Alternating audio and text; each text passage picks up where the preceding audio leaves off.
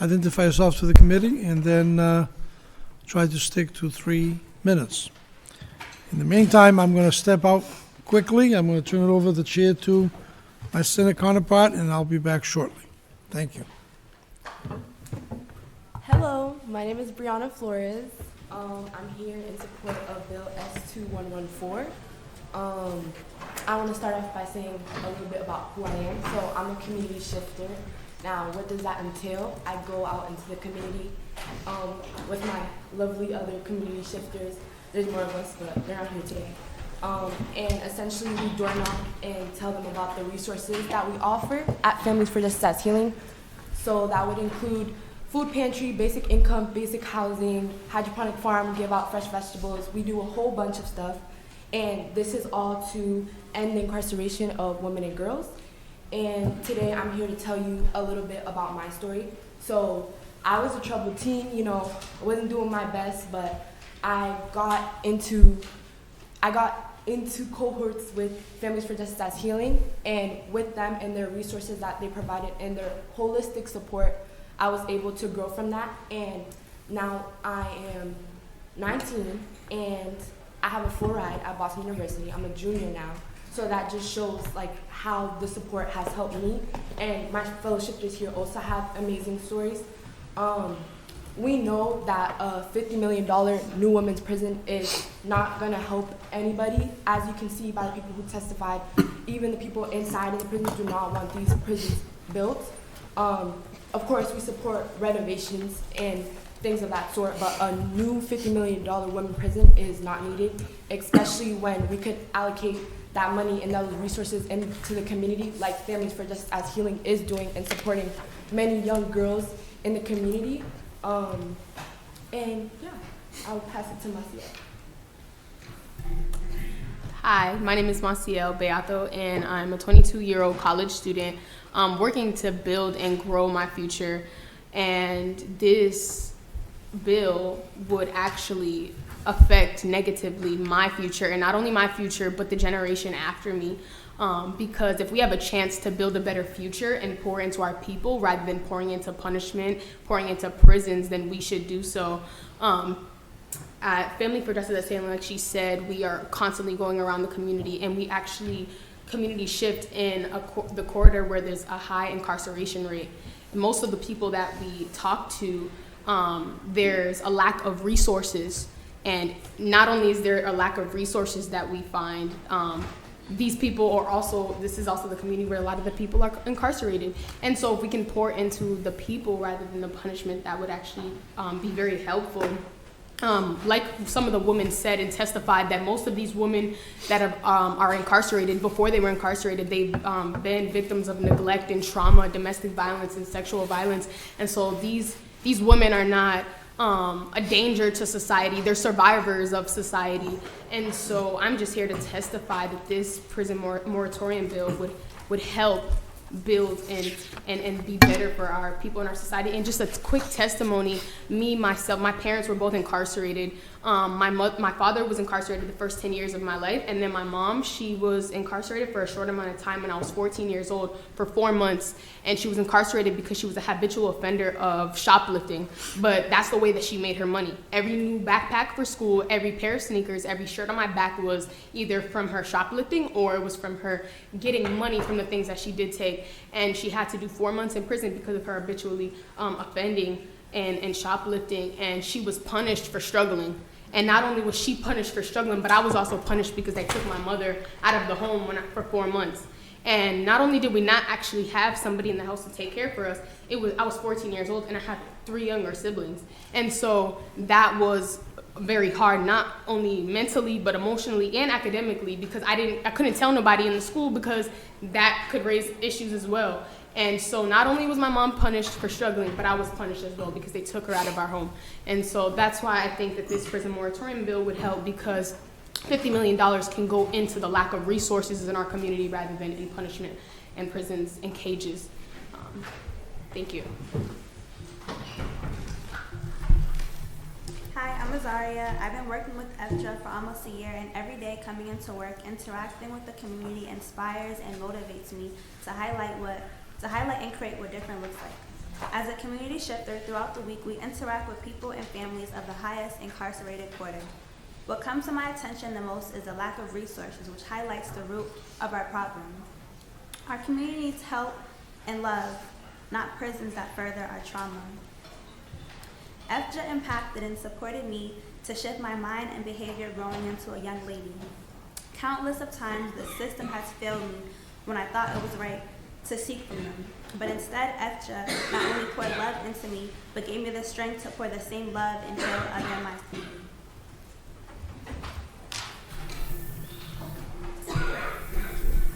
I'm so proud to sit with our team. I want to first say thank you to the committee for allowing us this opportunity, for including the voices of incarcerated people, and also doing the right thing last session and advancing this bill. So I'll keep what I have to say to a minimum and express my gratitude.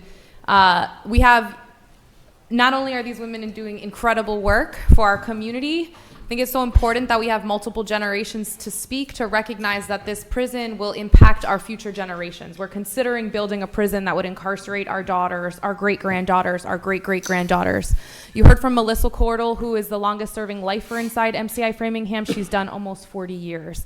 So we have multiple generations here rejecting the idea that a prison is good for our future, and in fact coming with concrete plans for the next 5 years to create what different looks like.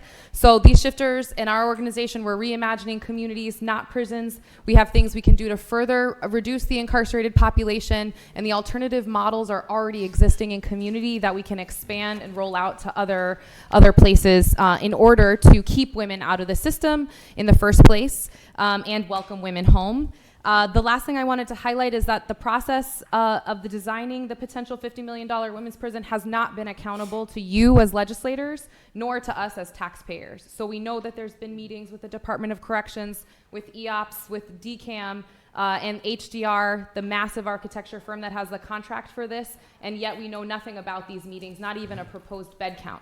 We know that they haven't done an analysis of who can come home in Framingham right now, such as the women that are in their 70s, the women that have significant chronic or terminal illnesses. So again, we can really use these 5 years for good. So thank you so much, and look forward to advancing the prison moratorium. Any questions from the committee? Sorry. No. Thank you. Thanks. Next up, on the same topic, Jonathan Cohn.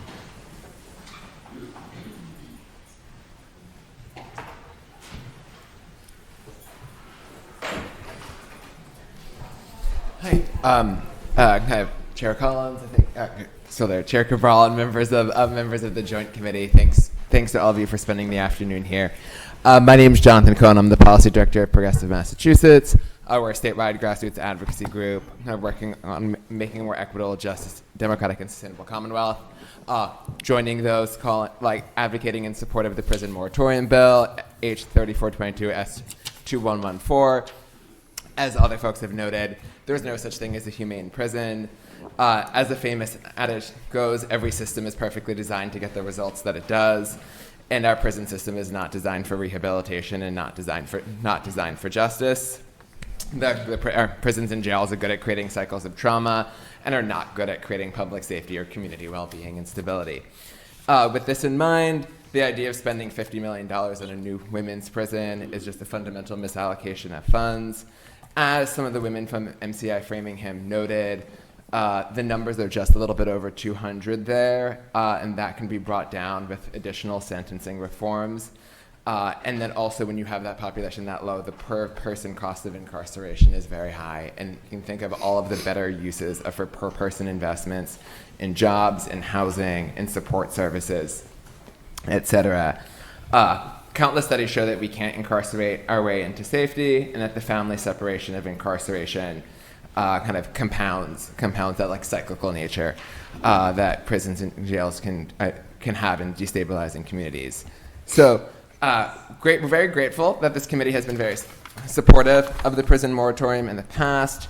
The legislature passed this bill back in 2022, and unfortunately, Governor Charlie Baker vetoed it, and it didn't become law. You advanced this bill out of committee last session. hopefully urge you to do so again and to do so quickly so we can finish the work on that.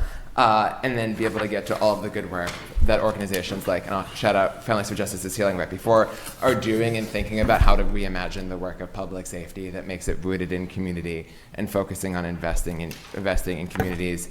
Finally, I just want to give a shout out to the committee. I really appreciate that the work that this committee has done, continued and starting with last session, about making sure that people who are currently incarcerated are able to testify, so those most directly impacted by the issue of prison and jail construction are able to make their voices heard.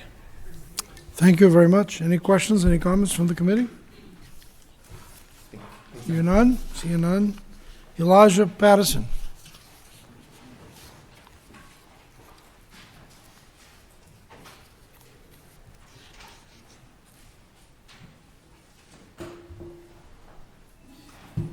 Hello. My name is Elijah Patterson. I'm here testifying in support of the prison moratorium. For the past 13 years, I've worked in various capacities that have allowed me to read thousands of letters from hundreds of incarcerated people from across the Commonwealth and the United States. And what they have told me is exactly what people who are here virtually today told us. There is nothing good about incarceration. There's nothing sustainable about incarceration.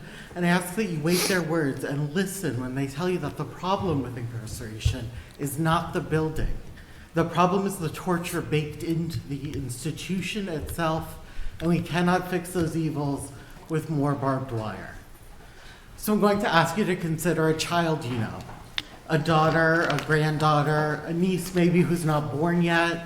I want you to think about that baby girl and what you wish for her. And I want to tell you that in 5 years of talking to people about this bill, no one has ever told me that what they wish for their baby girl is a prison. And that makes me ask, how can we do that to other people's children if we won't accept that for our own? MCI-Framingham is 150 years old. That is 6 generations of granddaughters. That is 6 generations. And if we continue down this course, that would mean incarceration, a commitment to incarceration through the year 2175. That number doesn't even seem real. So when we think about a 5-year pause to reflect on what we really need our tax dollars to build, people from all over Massachusetts tell me what they tell you. They say that they want zero barrier housing for themselves and their children. They want medical and mental health care, substance use treatment, and education, as you heard from so many people virtually, daycare, functioning public transportation, sidewalks, jobs, dignity. They're not asking for much. But what they are not asking for is a new women's prison. They are not asking for a new locked facility for children in Taunton. They are not asking for a Suffolk County regional lockup, not for a Dukes County House of Corrections, and not for a new Shirley Prison hospital wing that is effectively a hospice. We should be ashamed, it should be illegal to do to 90-year-old people what we are doing to them now, today. It's impermissible cruelty. So Mother's Day just passed. 60% of women in jail are primary caretakers, 80% are mothers. So I ask you again to consider, what do you want for your mother? What do you want for your wife, for your grandmother, for yourself? When you think of a grandparent, do you wish her disintegrating bones and a mattress that's 3 inches thick? Do you wish that when her colostomy bag spills, she cleans up in front of a cell and a cellmate and a male prison guard? Do you wish that she has dementia, as women in Framingham do, so they're terrified and not even really sure where they are or why? That's what prison is, and it can't be fixed with pink paint. The problems with incarceration are systemic, and the fix for the evils of prison need to be systemic too. It needs to be a DOC and county-wide pause on new beds. So when you consider whether to advance this bill, remember your granddaughter, remember your grandmother, and think of yourself. What do you want for these women? Is it a shiny pink prison, or is it something new and better? Because we can have better in Massachusetts. We just have to fight for it. And it starts with the Free Her platform that we're here defending today. It starts with you all continuing to advance this bill as you have. I appreciate your consideration. I appreciate you bringing incarcerated people into the bill. And I thank you so much for your attention. Thank you. Thank you very much. Dr. Christine Mitchell. Dr. Christine Mitchell.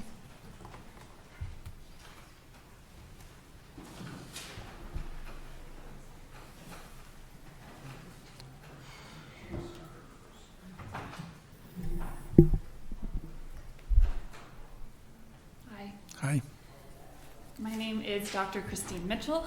I'm a resident of Everett, an organizer with the Deeper Than Water Coalition, and a public health researcher on the health impacts of policing and incarceration at Human Impact Partners, which is a national public health nonprofit. I'm testifying today in support of the prison and jail construction moratorium. Last year, I co-authored a letter in support of this bill that garnered over 180 signatures of public health workers across the country and over 16 public health organizations supporting this proposed prison and jail construction moratorium. We know that this bill is good public health policy that we must pass now to prevent further investment in carceral construction and expansion. Within public health research, we know that the experience of incarceration is correlated with a multiplicity of adverse health outcomes, including higher rates than the general population of early mortality, hypertension, asthma, arthritis, cervical cancer, anxiety, depression, infectious disease, and more. Every year in prison contributes to a 2-year decline in life expectancy for incarcerated people. Through both my professional and advocacy roles, I've worked closely with people incarcerated in Massachusetts prisons over the last decade. I've seen and can attest to a long history of environmental concerns in the state's prisons and jails, countless failed DPH inspections with regards to things like water quality and heat standards, numerous incidents of medical neglect that led to deaths behind prison walls, and the refusal of the DOC to repair those harms. An important aspect of this moratorium bill is that it allows for repairs in order to address the urgent needs of incarcerated people while we prioritize releasing people to more health-promoting settings in the community. There are pathways to release that we also need to continue to strengthen, including elder parole, medical parole, and clemency decisions. Instead of investing millions more into carceral settings that are not keeping us healthy or safe, we need to be investing that money into the things that our communities actually need to be healthy and safe, what we call the social determinants of health. Things like housing, healthcare, education, transportation, employment opportunities, and community-based care and services. For instance, community-based substance use treatment and mental health care not only saves money, but also decreases stigma and improves health outcomes. A vast body of research also documents that investments in resources such as affordable housing, reentry services, employment opportunities, reliable transportation, and non-carceral alternatives for accountability for harm can improve health outcomes, reduce recidivism rates, and prevent harm from occurring. A 5-year pause on jail and prison construction will allow the Commonwealth time for further investment in implementation of dignified community-based solutions and supports. Wouldn't it be better for the Commonwealth to spend $50 million on the things that actually keep us safe and healthy? I urge this committee to pass this bill favorably forward in order to promote the health, safety, and well-being of our communities. Thank you, Dr. Christine Mitchell. Any questions, any comments of the committee? If not, thank you very much. Next, Richard Johnston.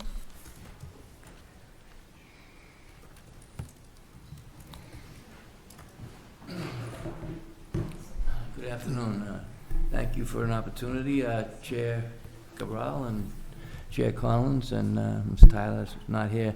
I'm speaking in support of this bill, S2114 and H3422. I also want to add, I'm also in favor of this Tourette syndrome bill, so I'm going to add on to that, H3305. I was educated today myself, and I appreciated everybody who spoke on that, so put me down for that, too.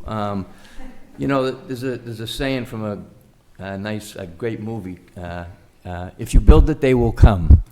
And, you know, when I think about the prison system, I think about, I spent 24 years in prison myself. It's not a nice place. I don't think it serves public safety. I think it's a business.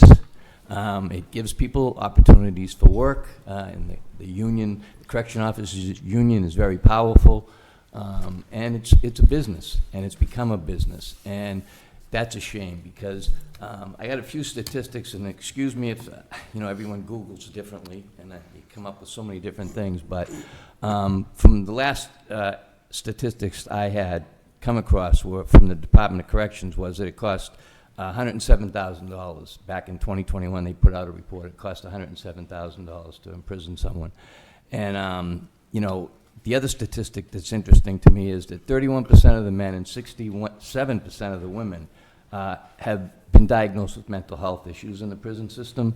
And upwards of the DOJ, Bureau of Justice Department statistics said that 63% of prisoners, 2 out of 3, meet the DSM criteria to be classified as suffering drug abuse or drug dependence.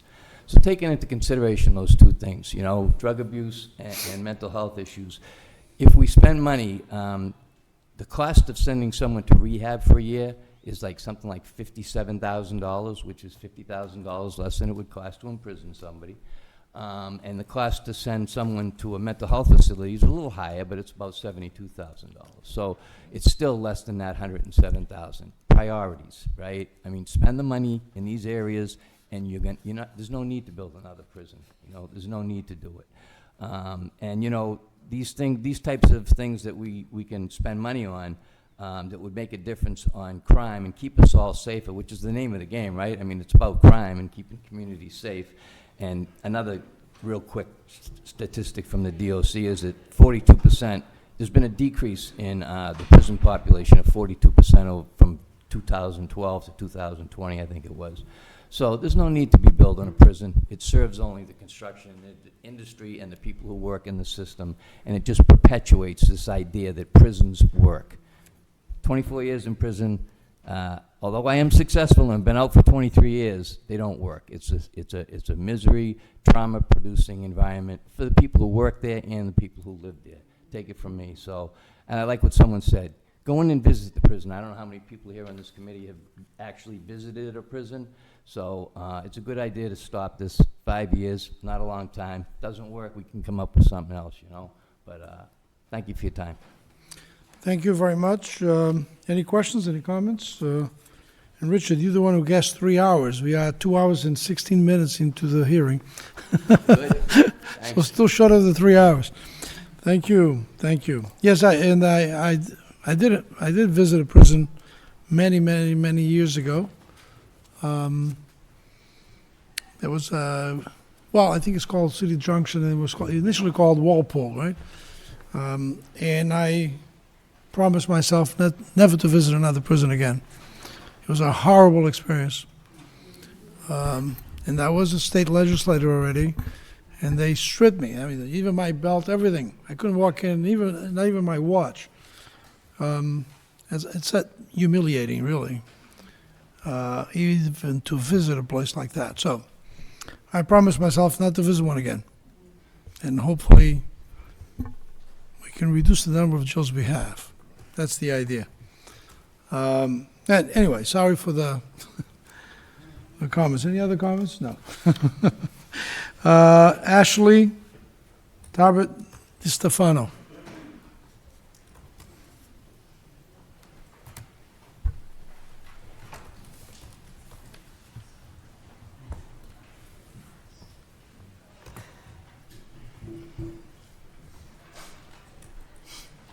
Good afternoon. Senate Chair Collins, House Chair Cabral, and members of the State Administration and Regulatory Oversight Committee. My name is Ashley, and I'm a resident of East Boston.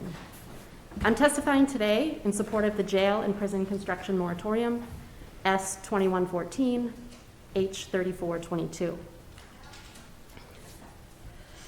I urge the committee to report this bill out favorably as soon as possible and to work to pass the prison moratorium into law. I'm testifying today as a community organizer who, both in my paid job and volunteer solidarity work, support immigrant members of our community in accessing resources and maintaining their self-determination and dignity. I'm also here today representing one of these organizations, the Boston Immigration Justice Accompaniment Network, BIJAN. I have been actively campaigning for the prison moratorium for 5 years, since before the legislature passed it in 2022, and it was vetoed by Governor Baker. I fought relentlessly last session to push this legislature to pass it again, also bearing witness to the equally tireless work invested by this committee to strengthen and improve the prison moratorium and to report it out favorably last session, which I deeply appreciate. Finally passing the jail and prison construction moratorium is very important to me because it is a first step down a righteous path to reimagine how full and thriving our communities can be if we stop investing in carceral infrastructure and instead direct those millions of dollars into our public well-being. We're facing a financial crisis right now in Massachusetts that comes at the peak of a decades-long housing crisis. We're turning away migrants and refugees because we claim to not have room, while simultaneously proclaiming outrage and shock at the overstepping violence of federal ICE officers in our communities. I've spent dire hours of my life, specifically in the past year, worked scrambling to help people, migrants just arriving right off the plane with small children in their arms, to try to find housing, temporary, overnight, in a hotel, in a volunteer's living room, because we've been turning them away at our shelters, saying that our shelters are full. This is unacceptable. I've seen families who were forced to sleep on the street, sleep outside under a canopy, under the shade of a tree outside of a train station, because we've refused to invest the dollars in things like long-term solutions to the housing crisis, in things like paying caseworkers to assist these families to actually find long-term employment with their work authorization so that they can support their families, get up off their feet, and stop relying on state services to actually house their families. What I would love to see is for our state to invest these tens of millions of dollars into some of these long-term solutions so that I don't have to tell another mother with an infant in her arms, I'm sorry, there's no volunteer left with an open couch for you to sleep on. I'm sorry, we couldn't raise enough money for another hotel room for you tonight because there's not enough room in the shelters.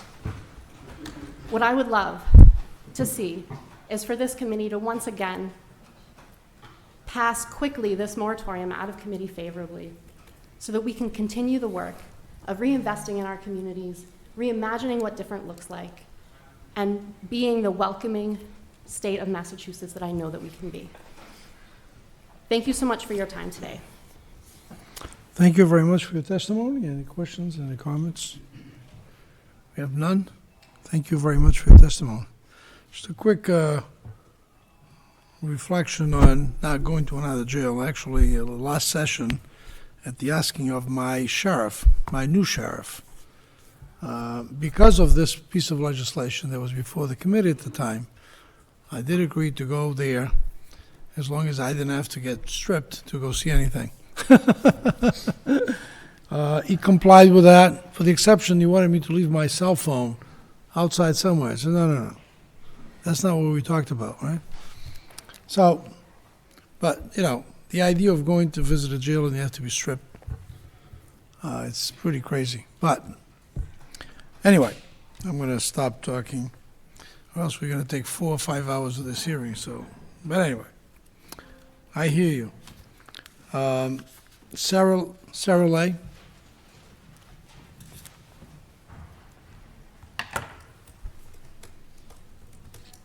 Good afternoon. Thank you so much. Thank you, committee members. My name is Sarah Lay, and I'm a resident of Cambridge, Mass. And I'm testifying today in support of the jail and prison construction moratorium, S2114 and H3422. I urge the committee to report this bill out favorably as soon as possible and work to pass this law. I'm testifying today as a volunteer for Families with Justice for Justice's Healing, whose mission is to end the incarceration of women and girls. but also as a Boston area nurse practitioner. I've raised my family for the last 30 years in mostly Boston community health centers, and I've seen how poverty is a relentless grind that makes it difficult for women to care for their children, mental illness. I've seen how the illness of addiction claws and tears at lives. It separates people from their families and communities, but mostly it separates them from themselves. We too often use the carceral system as our first or only response to societal problems, and we have to stop punishing the effects of poverty and illness. As a volunteer with Families for Justice's Healing, I have done door knocking, phone banking, attended rallies, raised awareness, grappled with people outside Targets and other box stores in the freezing cold, and farmers markets in Rosendale, Wellesley. We went across the state and did a huge march. I'm here to tell you the majority of people I speak to support the prison moratorium bill. And they understand that incarceration does not make us safer. It's not been shown to be a deterrent. A society that focuses on punishment instead of accountability, that relies on incarceration rather than root causes, does not make us safer. The fact that 33% or so of women at MCI-Framingham are over 50, many having been incarcerated already for decades with chronic illnesses like dementia, advanced heart failure. These women are not a harm to society. Surely we can find acceptable pathways to safely bring many of them home, the older ones, the ones with chronic illnesses, before we plan to build a new women's prison. Passing the jail and prison moratorium would give us the opportunity to pause for 5 years to examine the alternatives to incarceration, address root causes. We could cap spending, shift investments, and to what citizens need and want. We could reimagine how we want to better care for our people and be a model for the rest of the nation. Let's please remember that our legacy will not be measured by how we serve the privileged, but rather how we treat the poor, the disfavored, the condemned. This is how history will judge us. Please move quickly to pass the prison moratorium out of committee favorably and urge leadership of both chambers to pass the bill. I thank you for your attention. Thank you very much for your testimony. Any questions, any comments? Oh, we have a quiet bunch here today. Okay, Norma Wassell? Or Wassell?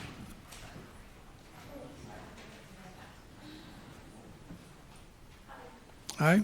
Thank you so much for allowing the testimony. My name is Norma Wassell, and I'm a licensed social worker. For 13 years, I was the Director of Social Service Advocates for our Public Defender Division for the Committee for Public Counsel Services. That means I was in every jail and prison in the state. I continue to do that. I represent with the defense attorneys. I'm the mitigation team, working with men and women who are pretrial, post-conviction appeals, people applying for clemency, parole, and people who are being held in detention. And I also work with political asylum cases. I also am a member of the National Association of Social Workers, Massachusetts chapter, and our 6,000 plus members, many of them are working in our jails, our prisons, and post-release people. One social worker who couldn't testify today said, please let the panel members know that none of my clients have come out any better when they've gone in. They've all come out worse from jails and prisons. No place to go, discharged to the streets, no housing. This unfortunately has been my reality of what I see, and I would like that money to be spent on something other than a prison. I also am a member of the Women Incarceration Project, which started work to protest the potential building of a new women's prison, and as was stated, that current plan is going on. We do extensive research through FOIA requests, public records requests, site visits, looking at the problems that exist at Framingham, our only women's prison right now, as well as the county jails throughout the state that house women. I'd like to talk a little bit about what our findings are that really address some of the main issues, and for the sake of time, I'd like to focus on Framingham because that's critical. There are plans to actually build a new women's prison. The concern that I have is fiscal, the amount of money to spend on building a new prison, and as you probably know, the cost for one woman per year is $195,000 per year. That's from DOC statistics. That's almost $250,000 per person. It goes up when women have dementia. We have men and women in our prisons that have terminal illness, that have dementia, that have untreated medical conditions that could be treated on the outside, and who need nursing home level of care. They could easily, from their health issues, medical parole could be reformed. They could be moved to nursing homes and the cost be reduced for the state. What we're concerned about is the lack of planning and a proper assessment that the county jails have not done, nor DOC. And this moratorium bill would give a halt to that with a actual time to actually implement. So I hope in the future we're talking about a decarceration bill and not building a new prison. Specifically, the legal requirements in our statute, you may know, do not require what a prison or building should look like. There's no requirement that it be a certain type of building. It's just being under the authority of an entity that's responsible for people who violate criminal law. We should be talking about something different than a prison. The state allows that. In fact, a 2002 report commissioned by DCAM actually identified that many of the women from Framingham could be in community programs operated by community services. So actually that report said that's a possibility to re-envision a different option. The other concern that I have is, besides the finances and the option to not build the traditional prison with the barbed wire, to have strip searches when you go in, is the lack of planning. The research we've done shows significant deficiencies in what the department and the sheriffs are doing to look at decarceration and what you can do in place of building a new prison. That includes, for example, DOC is right now undergoing an assessment with the Falcon Correctional Community Services, who's been hired. They're missing very, very vital key issues in looking at decarceration, reducing the numbers. I want to give you an example in terms of the research we're doing, and we posted on our website. I have the link to it. One example is what's happening is for the classification project, a process that DOC has, the majority of women are classified as minimum level in their point system, yet they're reclassified as medium because it's a medium security facility. So that's an example of what happens within a prison system. You could meet the minimum requirement, be eligible for our pre-release centers. We have 3 in the state, Essex County, Hampden County, and Middlesex. They're underutilized. They're empty beds, even though people from Framingham have eligibility to go there. Because of the classification system, it has to be artificially changed, and it impacts people's applying for parole. You're not available, cannot take advantage of certain programs because of that. So that's just an example of the multitude of things that we've learned through public records requests, research, and major site visits that really give a reason to actually delay the moratorium and spend the time and energy on looking at that for decarceration steps. Thanks so much. Thank you very much. Questions? Jo Murphy?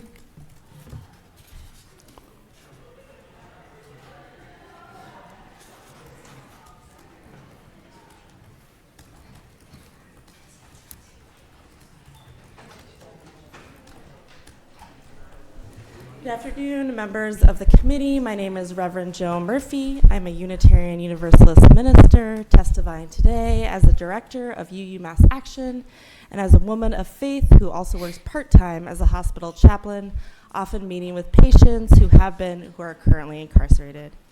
I'm also testifying as someone who has volunteered in several different prisons, volunteer programs for the past 18 years. Want to again give kudos for the committee for improving the prison moratorium and reporting it favorably out last session, as I know the legislator passed the prison moratorium in 2022 before it was vetoed by Governor Baker. As a person of faith, I believe strongly that building a new prison is not a good option, but instead I believe in focusing on stronger and more successful ways of rehabilitation. When I work with those who are incarcerated, so many of them are back in prison after having been released. Our prisons are not places of rehabilitation.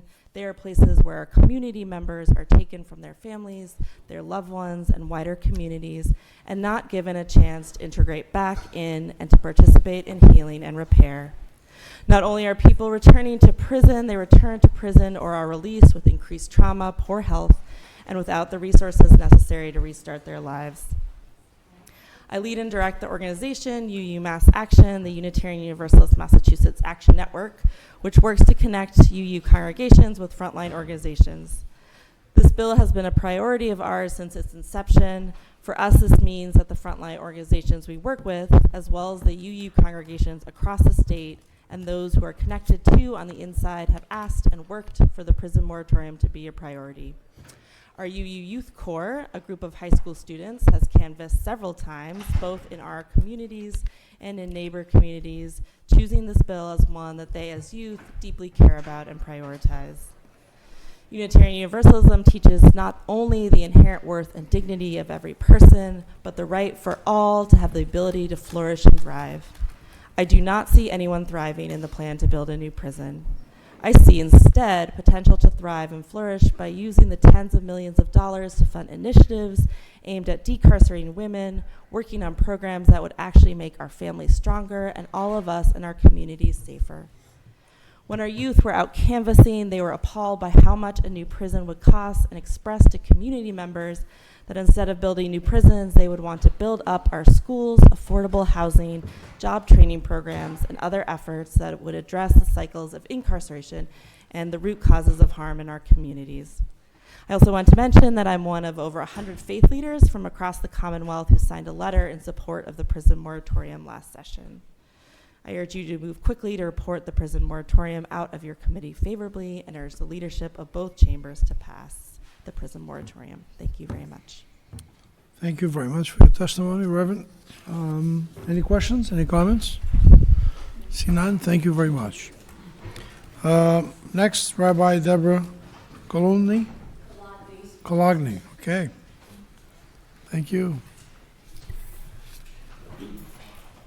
Thank you for the opportunity to speak with you today. My name is Rabbi Deborah Kolodny, and I am honored and humbled to add my voice to the eloquent support that has already been offered for S2114, H3422, the jail and prison construction moratorium. My support is informed by my knowledge of the criminal justice system as a former attorney. 40 years as a conflict resolution professional, including running a restorative justice organization, and my rabbinical experience serving 3 congregations, running 2 national and 2 local Jewish nonprofits, and serving as a prison chaplain. I am also a member of TRUA, the Rabbinic Call for Human Rights, which has 200 rabbi and cantor members in Massachusetts. The prison moratorium is a priority for our Massachusetts cohort. I support this bill because social science research proves that prisons do not serve the function they were created to perform. They do not rehabilitate those who have caused harm, nor is it proven that they deter crime. To the contrary, a report from the Vera Institute of Justice shows that prison time can increase the likelihood of reoffending. My faith teaches and my lived experience confirms that what punishment cannot accomplish can be achieved by practicing the Jewish principle of tshuva, or bringing wholeness to those who have been harmed. Hebrew scripture urges in Jeremiah 31:19, "After I did tshuva, I regretted." And in Proverbs 28:13, "The one who confesses and forsakes his sins will be treated with mercy." As a professional who routinely applies the principles of tshuva, I have seen individuals take responsibility for their crimes or harm, create repair, heal hearts, bring communities together in compassion, and serve as teachers, role models, and mentors rather than becoming pariahs. Throwing taxpayer money away on institutions that only cause more harm must stop. We should be spending taxpayer money to support individuals and communities with resources like healthcare, mental health and addiction care, job training, child care, and safe housing. Lack of access to these vital resources lands women and girls in the criminal justice system. Providing access to these resources will make our communities safe and strong. Continuing to incarcerate people, let alone building new prisons, is simply ethically, morally, and intellectually bankrupt. It must be stopped, and supporting S2114, H3442 is a step in the right direction. I urge you to support these bills out of committee with a favorable vote, and thank you again for your time. Thank you very much for your testimony. Next, we have Betsy Chase.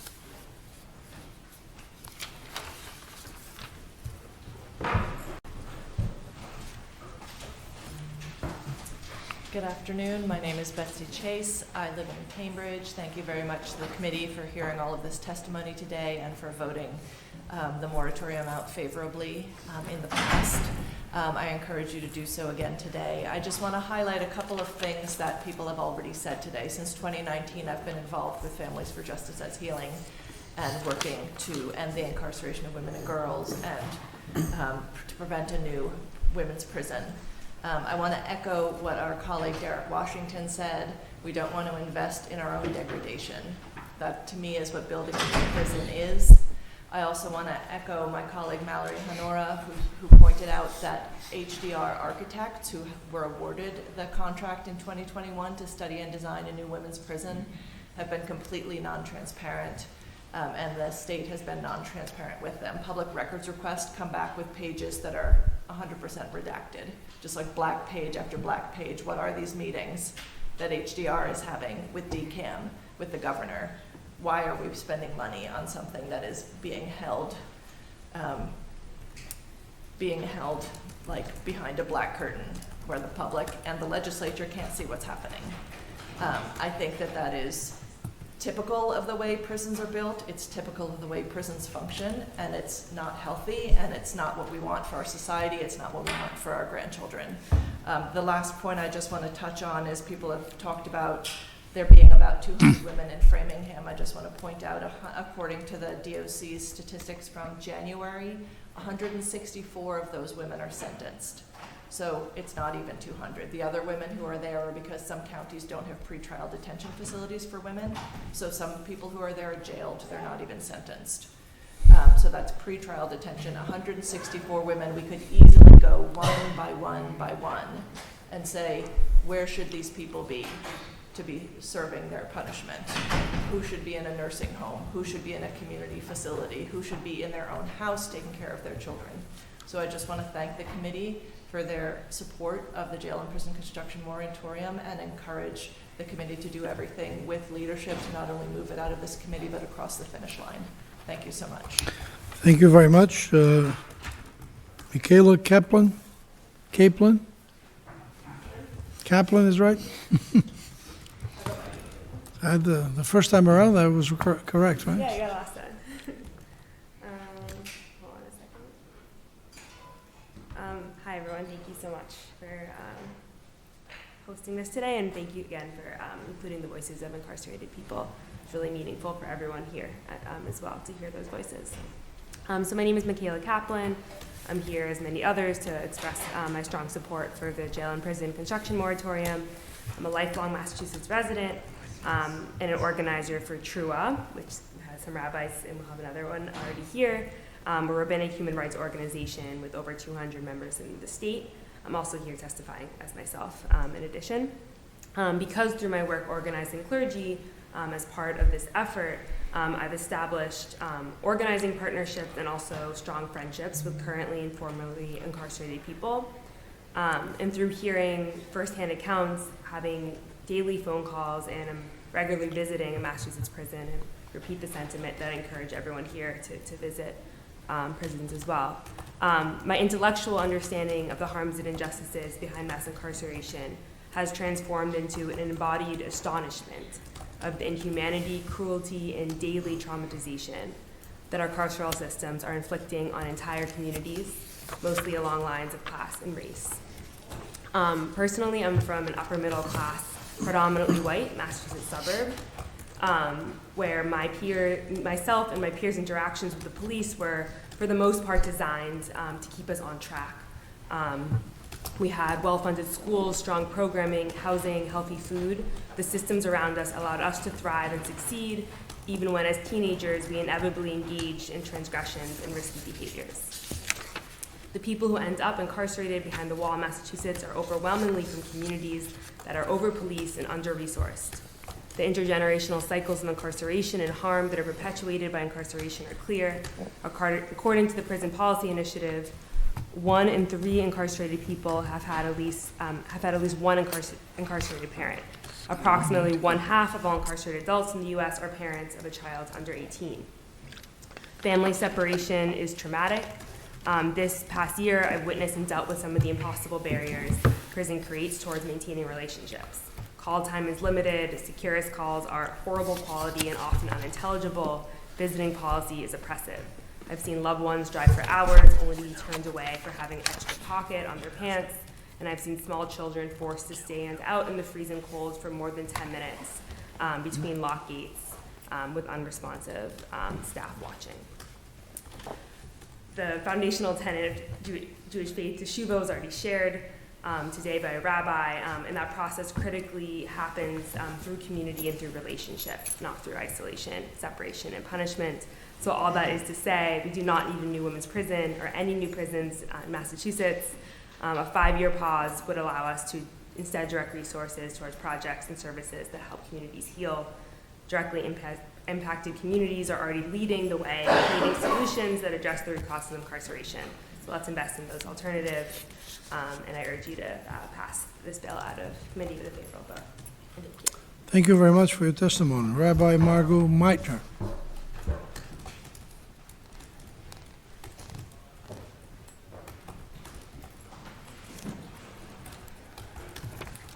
Thank you for the opportunity of speaking to you today. My name is Rabbi Margot Meitner, and I'm here to express my strong support of prison construction moratorium S2214, H3422. I'm a community rabbi and clinical social worker in Jamaica Plain, and I'm a member also of TRUA, the rabbinic human rights organization representing over 200 Jewish clergy members and their communities here in Massachusetts, for whom this prison moratorium is a priority issue. I believe this legislation is a necessary step toward shifting our collective approach to public safety, away from incarceration, and toward investments that truly nurture and restore our communities. My support for this bill comes from many years of experience working in community mental health with people who have been traumatized by the prison system, in addition to doing prison chaplaincy, including at MCI-Framingham. The proposal for the new prison project touted it would be trauma-informed and therapeutic. There is no such thing as a trauma-informed therapeutic prison. It's an oxymoron. My clinical and pastoral experience has shown me that prison is not a place of healing. It is too often a source of deep and enduring trauma. I have counseled people who carry layers of psychological harm from their time behind bars. Rather than rehabilitating individuals, the conditions of isolation, surveillance, threat of violence, and lack of autonomy deepen mental health crises and erode a person's capacity to heal. Building a new facility, no matter how modern or well-designed, will not change the essential nature of incarceration as a system that prioritizes control over care. I will never forget Mary, a woman I worked with at MCI-Framingham, who was working diligently toward her BA through BU's prison education project. She was motivated and excited by the chance to transform her life through education. One day when I arrived for a pastoral visit, I was told Mary had been placed in solitary confinement and I wasn't allowed to see her. Because of her time in isolation, she missed too many classes and was suspended from the program. I never saw her again, and that college degree program was discontinued. I think of Mary often because she showed me what people in prison truly need. Not more punishment, but access to opportunity, education, not incarceration. My endorsement of this bill is also grounded in the spiritual values I hold as a rabbi. Every morning in our prayers, the Jewish people bless God, who is Matir Asurim, who releases those who are imprisoned. Our faith teaches us through the prophet Isaiah to bring freedom to those who are imprisoned and to pursue justice through means that keep people connected to their families and communities. Rather than allocating massive funds toward new facilities, we should build systems that strengthen the foundations of our communities, affordable housing, quality education, and universal access to physical and mental health care. For those reasons, I respectfully urge the committee to advance S2114H 3442 with a favorable report. Thank you for your leadership and consideration. Any questions, any comments? No, thank you, Rabbi. Stacy Borden.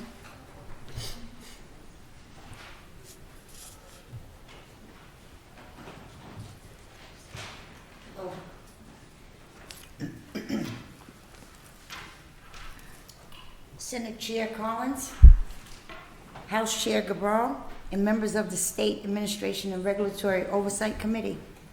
My name is Stacy Borden, and I'm a resident of Mattapan.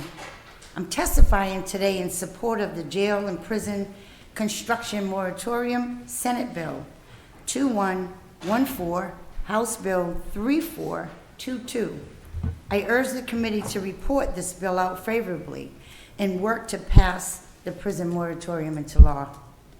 I am a proud survivor of the criminal legal system, a trauma-informed mental health professional, and I'm the founder of New Beginnings Reentry Services.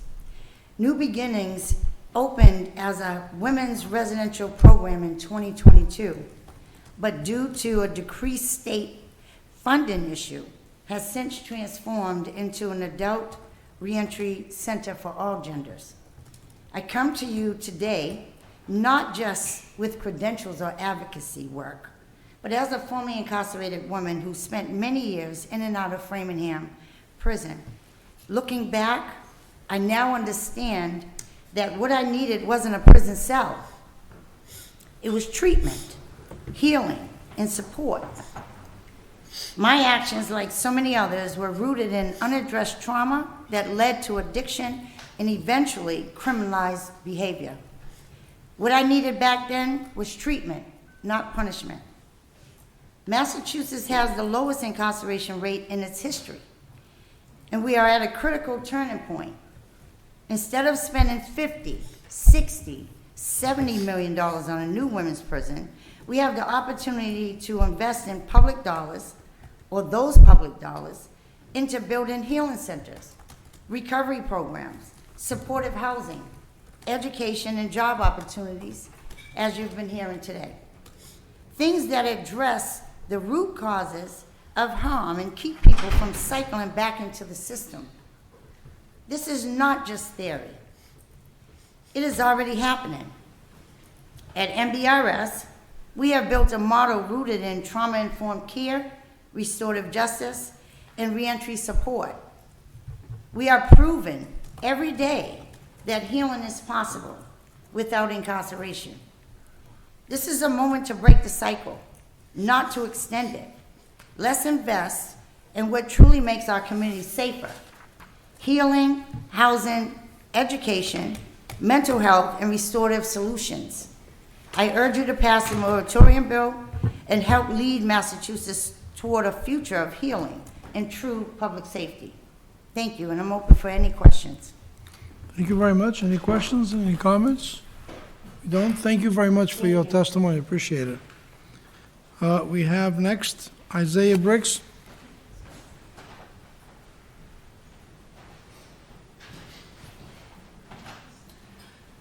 Good afternoon, Council. I'm honored to be here as a part of a cohort of rabbis and other clergy, as well as an association with some incredible organizers who have done so much work to advocate for justice here in the Commonwealth. My name is Isaiah Briggs, and I'm writing to express my strong support of the prison construction moratorium. And I'm here as a minister at the historic 12th Baptist Church in Roxbury. And I support this bill because I see it as a moral and necessary step towards justice more broadly in the Commonwealth. I come from a family that has been impacted by incarceration for generations. I've seen firsthand the physical and psychological trauma that this form of cruel and unusual punishment leaves in its wake. I've seen it break families apart, communities apart.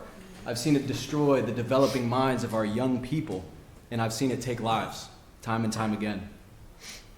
As a minister of the gospel and as a servant of Jesus Christ, it's also my duty to speak out against any system or structure that would seek to deprive or harm the vulnerable and the poor. If it wasn't for God's grace and mercy, His loving kindness, we as Christians understand that none of us could stand. And the question begs itself, if God chose mercy, who are we to choose punishment? Jesus pleads with us to see Him in the eyes of those who are incarcerated, to see Him in the eyes of those struggling with poverty, those affected with sickness and pain. He identifies with the oppressed personally and warns us that the way we treat them is the way we treat Him. In chapter 4 of the book of St. Luke, Jesus declares, in accordance with the Hebrew scriptures also quoted here by Isaiah, that the mission of God is to release the captives, to set those living in oppression free from the heel of oppression. Not just spiritually, but physically as well. And that also begs the question, if God's mission is to set the captives free, I wonder what the devil is up to these days. In our community, we also know that the history and the roots of this so-called criminal justice system, we know where they lie. Policing and incarceration have been used to oppress black and brown communities already suffering from neglect and trauma. And instead of supporting communities through investing in schools, after-school programs, job programs, housing, and mental health care, this state has largely chosen, rather, to capitalize off this pain, to bolster our policing and prison systems that actually exacerbate the issues that are at the root of so much pain and community dysfunction. So I think it's clear to me that if we're serious about moving towards a more vibrant Commonwealth, we need to be directing resources away from penal institutions and towards projects that actually help heal communities and help them thrive. And I know that this bill won't close prisons, but it will give us 5 years to prioritize real solutions that have been proven to work, such as diversion, pretrial release, clemency, and other community-based alternatives. And it's interesting because while the incarcerated population has actually declined over the past few years, spending has gone up with over $1.4 billion annually, with 500 million more planned. Yet conditions, as we've seen here today, remain inhumane. So we as a community seeking the welfare of all cannot in good conscience allow this to continue. So we urge you to please report the prison moratorium out of committee with a favorable vote. Thank you very much for your time, and I'm open for questions. Any questions, any comments? Seeing none, thank you very much for your testimony. Appreciate it. Jasmine Borges. Chair, unfortunately, she had a medical emergency. Okay, thank you. Angelia Jefferson. Angelia? She's also was not able to be here. She'll Okay. submit written testimony. Deborah Scarpos. She's great.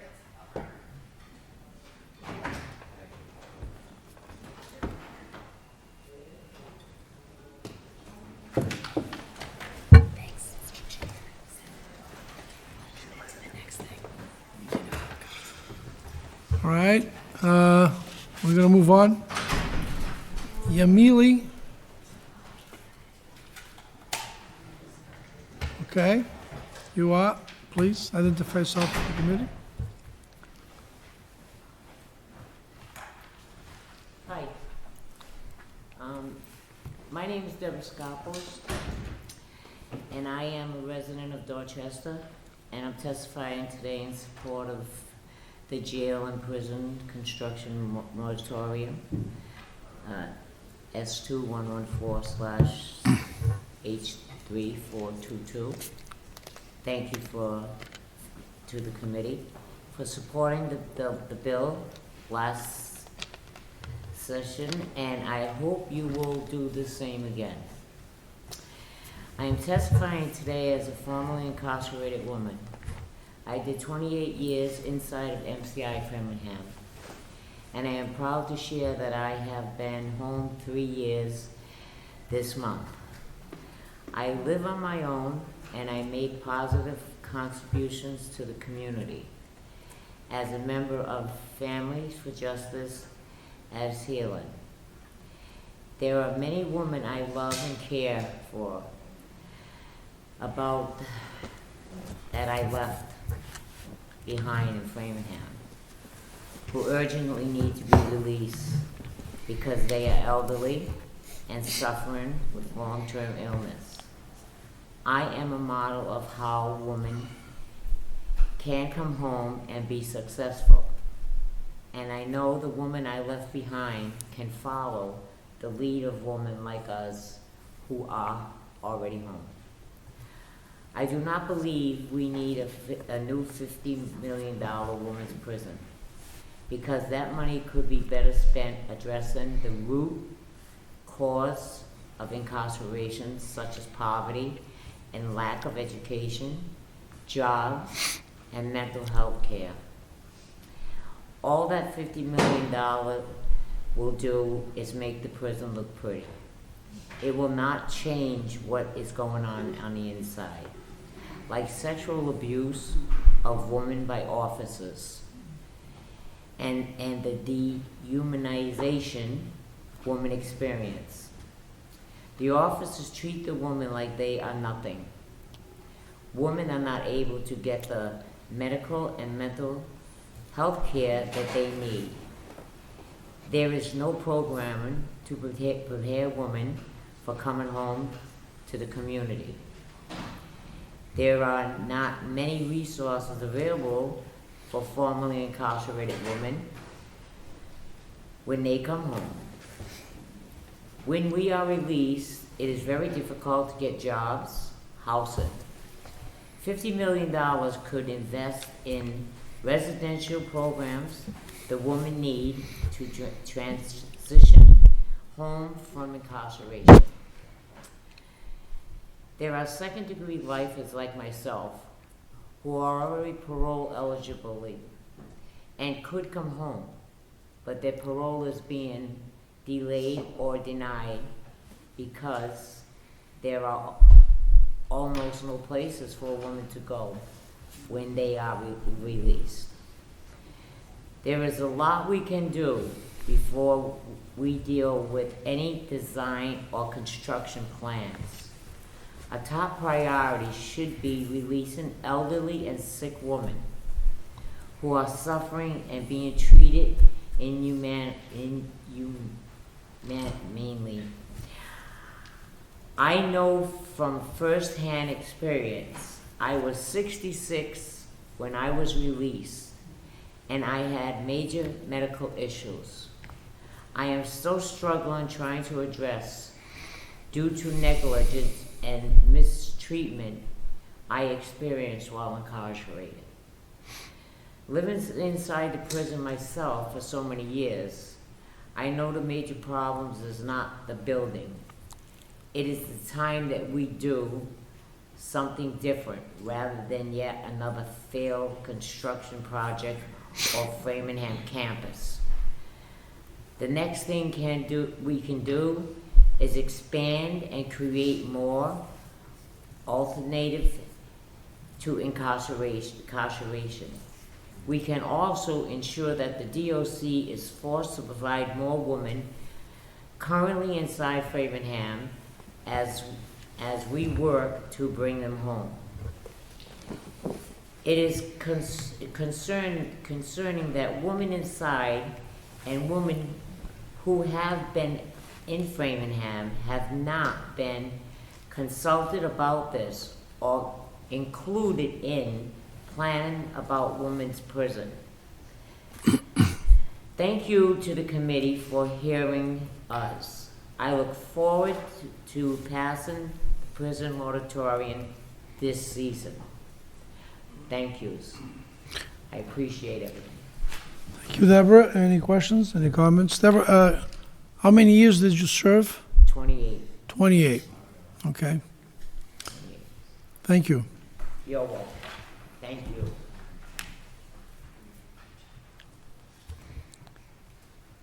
Yamili? She's Yam- actually coming through security right now. Okay, so we'll move on. These names are, if I'm mispronouncing them, Nithya?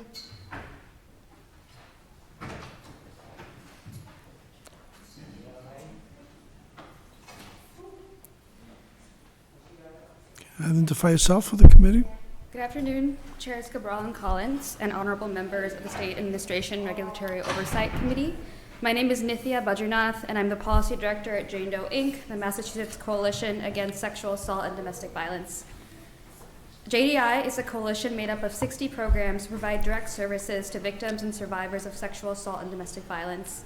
I'm here today to testify in strong support of S2114 and H3422, an act establishing a jail and prison construction moratorium. We believe there is no such thing as a trauma-informed prison. Statistics show that 90+% of women who are incarcerated experience sexual assault and/or intimate partner violence prior to their incarceration. 90%. Too often, survivors are incarcerated due to the trauma they've experienced from violence. And in prison, survivors who are incarcerated often experience similar dynamics of power, intimidation, and control they experience at the hands of those who have caused them harm. Massachusetts is not excluded from this violence. In a report by Prisoners Legal Services, 19 out of 22 interviewed incarcerated women experienced or witnessed sexual harassment or violence during their incarceration. In prison, survivors are only re-traumatized, reinforcing cycles of violence that never allow a survivor to heal. Many survivors end up incarcerated due to the very things they do to survive, ranging from substance use or trade, acts of self-defense, or even being coerced into criminal activities by those causing them harm. Investing in incarceration should not and should never be a response to unmet mental health and safety needs, untreated addiction, or poverty. We cannot in good conscience think that throwing $50 million to construct a new women's prison is the answer to MCI-Framingham's unlivable conditions. Our Commonwealth has one of the lowest populations of women in prison, and investments in favor of prisons and jails are made in the name of victims and survivors of violence, including survivors of sexual assault, domestic violence, and human trafficking. But at JDI, we want to see meaningful efforts to dramatically reduce the population of women in prison so that we can no longer hear the excuse of chronically uninhabitable conditions of Framingham as a reason for a new prison. In a time where the federal government is trying to decimate the human services sector and social programs, ranging from cutting Medicaid to defunding violence prevention programs, the state has a moral imperative to step up and make sure the $50 million is used to keep our communities safe and healthy. Today, you heard from incarcerated and formerly incarcerated people and leaders who have firsthand experienced incarceration and are telling you how it's not the answer. Let's listen to those who are directly impacted. Let's not just imagine, but use the $50 million to invest in communities to support permanent and safe housing, healthy food, healthcare and mental health care services, childcare, education, transportation, opportunities for survivors to heal, and have access to the resources and support they need to thrive. We are really grateful for this committee's favorable report of this bill last session and ask for another quick and favorable report of S2114 and H3422. Thank you. Thank you very much. Claire Masonton?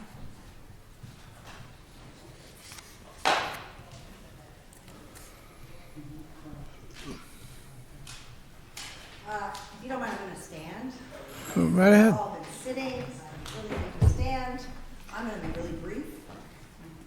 My name is Claire Massington. I am a staff attorney with Mental Health Legal Advisors Committee, which is a state agency that you've probably never heard of. We operate out of Quincy. I am mostly focused on prisons, prisoners' civil and constitutional rights. I do impact litigation. I sue DOC, Bristol County, Parole Board, others. But and this is what I consider backward-looking work. Forward-looking work is passing legislation. That's where we try to address the problem from the front end. I'm in and out of prisons all the time, both as an attorney, and I have a loved one at MCI-Norfolk. So I go into MCI-Norfolk as a visitor, which is a very different experience from going in as an attorney. The way you are treated, the way you are dehumanized, the way I'm checked out top to bottom, my clothing is commented on, I'm made to change, despite knowing the rules, having them in my back pocket. I bring a change of clothes every time. I recommend you go back in, Representative Cabral. It's a crappy experience, but I think it's an important experience. You guys have the ability to get inside and to see behind the doors. I can only go as far as the visitors room. I can go to the attorney rooms. I've made some presentations, but to really see inside, they don't want you to see inside. So I'm just going to throw a few stats at you because I think a lot of folks have spoken much more eloquently about this. They have personal experience. The folks on the inside, I think you need to listen to. I'm a bit of a data nerd. I have a lot of spreadsheets. But what's important here, I think, is it's truly absurd to consider building a new prison in a time when the DOC population has decreased dramatically, more than 50% actually. My friend Richard, is he still here? His stats were a little outdated. From 2012, it's about 12,000 DOC custody population to 6,000 now. It's dipped below 6,000. 6,000 includes pretrial detainees, so on and so forth, but I won't bore you with that. At the same time, the DOC budget has gone up year over year since at least 2000. That's inflation adjusted. 12,000 to 6,000, whereas the DOC budget goes straight up. It's currently about $850 million. That doesn't include the sheriff's offices. The entire picture is about $1.4 billion, as someone else pointed out. And we spend about $130,000 per prisoner per year. That's on average across the system. At Framingham, we spend well over $200,000 per prisoner per year. That's the highest in the country, close to the highest in the country. And yet we have very poor programming, poor reentry services, poor mental health support. My work is mental health center. We're currently investigating and looking at the mental health services provided by DOC. Suffice to say, I'm not impressed. An important point I don't think anybody's made. Every single DOC facility is operating under capacity right now and has been for many years. The average is 73% across all facilities. For Framingham, they're operating at 45% capacity. That means there's 250 open beds there right now. Why would we be building a new women's prison? Or any prison, every single facility. This is DOC's numbers, by the way. I get it from their website. I get it from their data. I do FOIA requests and whatnot. So I don't see how one can justify building new prisons. I also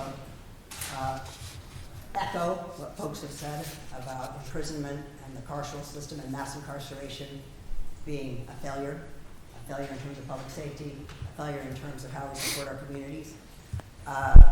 Spending this money makes no sense fiscally, right? So you can be just very cynical. What's the fiscal cost of this? Well, it's a lot, and not spending it is nothing.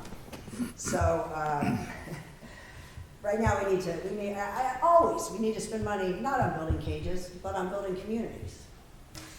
Massachusetts is supposed to be a leader. We're not doing so well in the carceral department, and I can tell you that from very firsthand knowledge.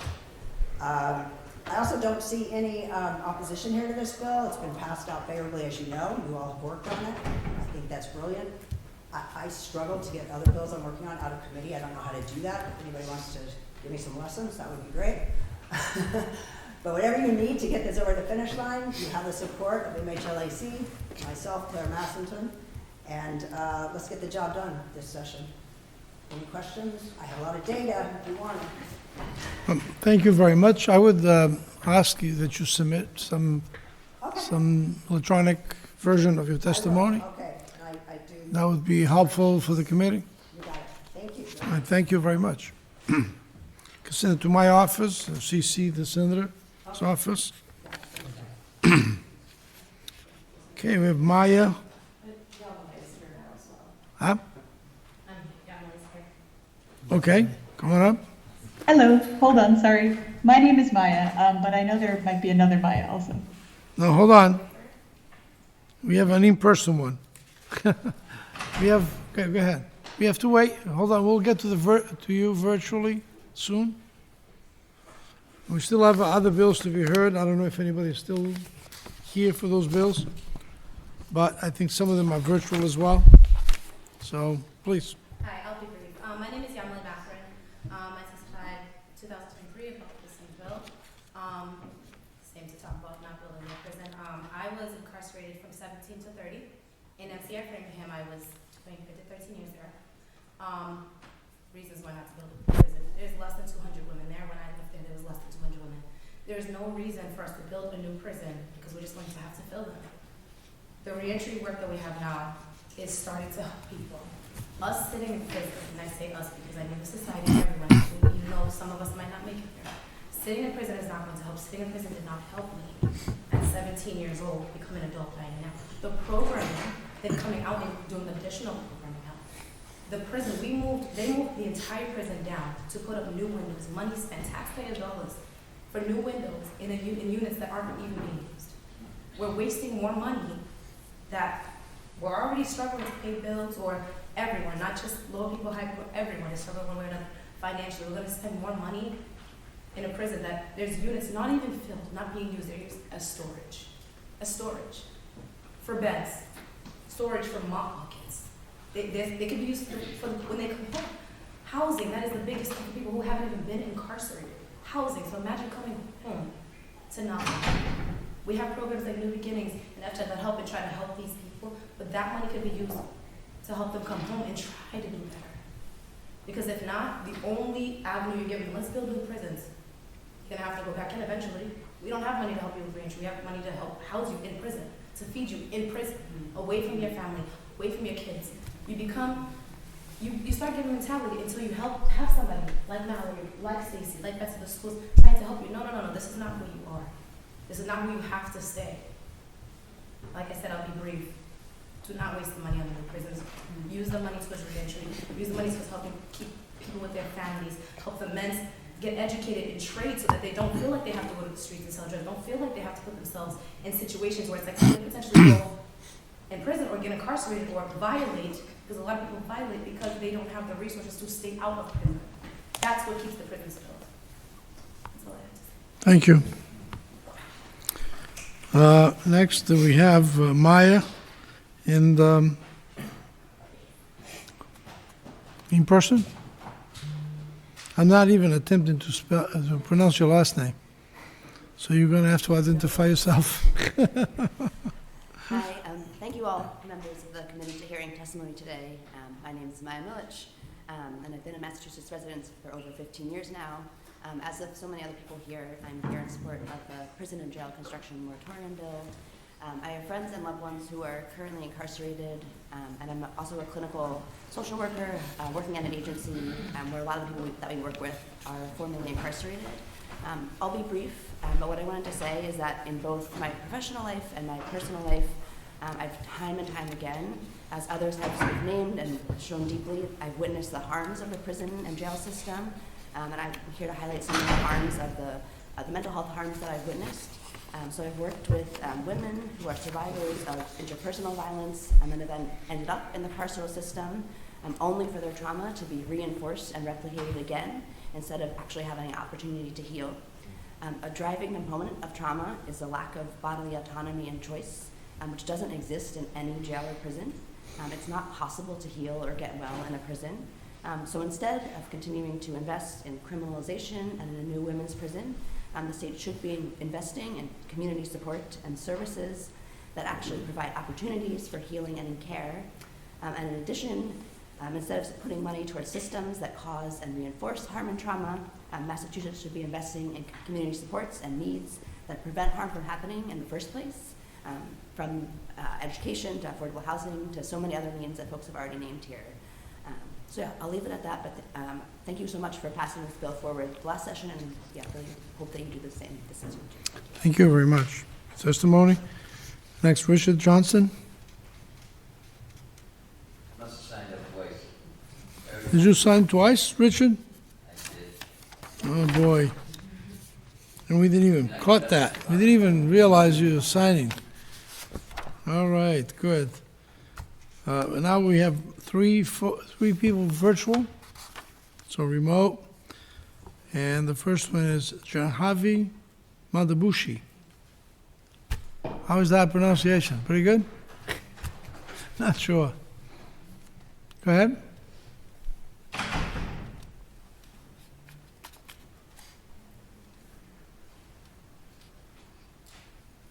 How about Calvina Devoy?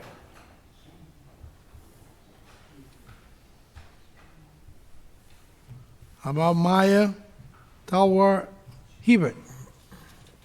That's me. Can you all hear me? Yes, go right ahead. Hello, everyone. My name is Maya Talwar Hebert. I'm a Brighton resident, and I also work as a program manager at On the Rise. I'm testifying today in support of the prison moratorium bill, and testifying as an advocate and manager who works with women experiencing homelessness.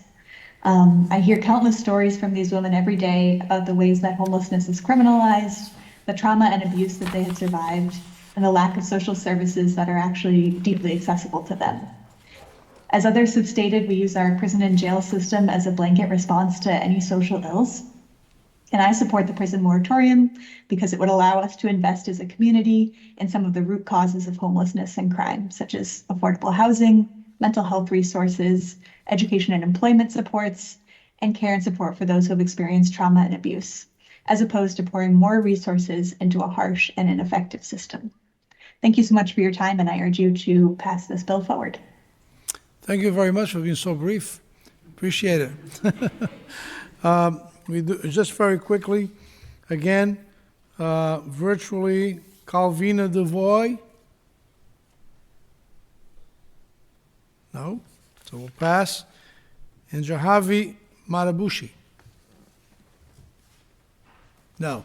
Okay, so this brings to an end, unless there's anybody else who is in person here that would like to testify, comes to an end. Everybody who signed up to testify on prison moratorium bills. So thank